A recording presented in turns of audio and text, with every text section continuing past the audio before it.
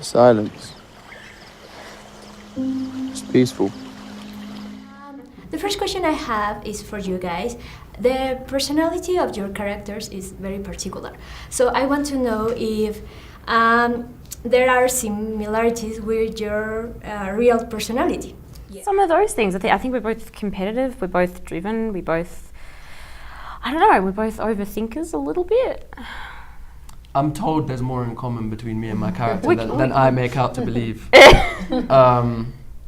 Yeah, I feel like we're similar in some ways. I always tend to focus and be more interested in the differences because to me, that's what I have to be more conscious of. Whereas I feel like the similarities are going to be more easily recognized by other people. In the movie, we see that Tessa and Hardin are basically book lovers. So I want to know which is your favorite book and why from the three of you. I really love this little book called After, which that didn't. Okay, can you go first?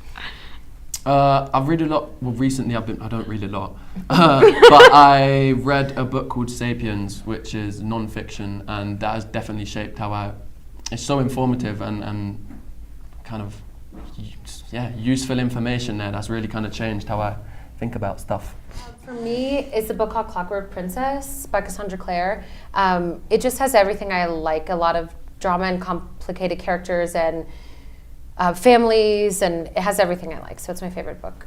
I dare you to make out with Hardin.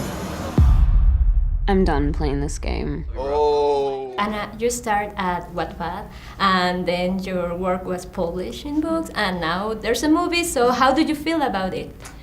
I'm excited and grateful. I felt like every step of it, even just having a community before anyone even talked about publishing it, was already so rewarding and so much fun. And then being able to be published and have books in bookstores, and now having a film, everything else is just kind of extra. It's just, I have a really great career now in life. It sounds so weird to say that out loud, but yeah. Did you even imagine that this is going to happen? No, I actually sold the movie rights before the book even came out, and even at that point I was like, nobody's making this. It's not happening. They'd be crazy to do that.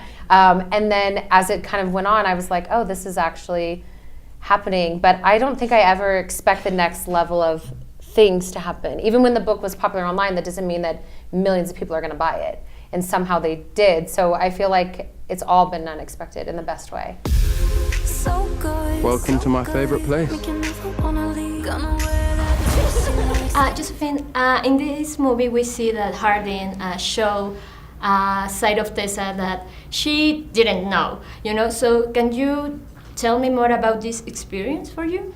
Yeah, well, he sort of acts as this catalyst which ignites something in her, because before that she's been in a relationship with her boyfriend from high school for 1 or 2 years, but they just never really explored their sexuality or that aspect of herself, and when he comes along there's just something about him that really starts her on this journey. The chemistry between you two in the movie is amazing. So how was working with each other? It was a nightmare. Yeah. No, it was great. It was. It was fine. I think scheduling, the fact we had time before. Cinematography. Yeah. I don't know. Yeah. How can you answer why do we have good chemistry? I feel like it's just natural, because I just feel like they have a natural chemistry that's what makes a romance film especially, is there are movies that can be great but the chemistry between the leads is missing, and this one is I feel like even if the rest of the movie would have been horrible, the chemistry would carry the movie, which is very lucky to have.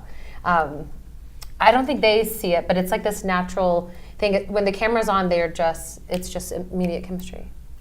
Talking about that, what was your opinion when you know that they were chosen to make this movie? Well, I was involved in the casting, so I knew from the time they were sending in tapes to getting on a plane to filming. So I had a very, I don't know how to say it without saying I chose them. No, but I had a very active role in choosing them. So I knew that they were going to get it. I can't stop thinking about you.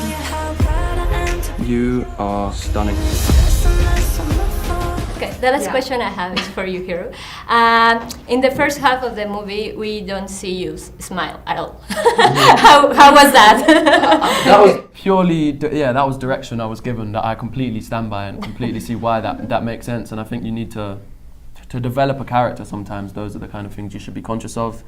We want, especially, hopefully we'll have more movies, but we need the development to be like drawn out. Otherwise, if Hardin goes from being like this guy who is very tough exterior and then all of a sudden he's like, hey Tessa, it doesn't make sense. So the not smiling thing was like a conscious choice by kind of everyone except for when he would slip.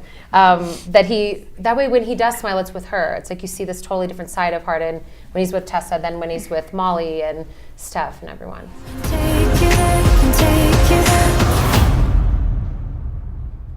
What are you dreaming about?